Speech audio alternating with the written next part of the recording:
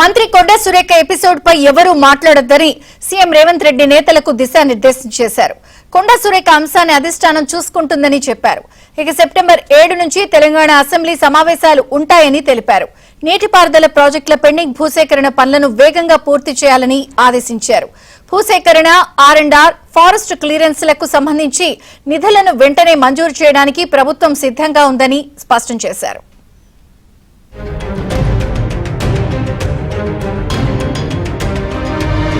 అధిష్టానం చూసుకుంటుందని చెప్పారు.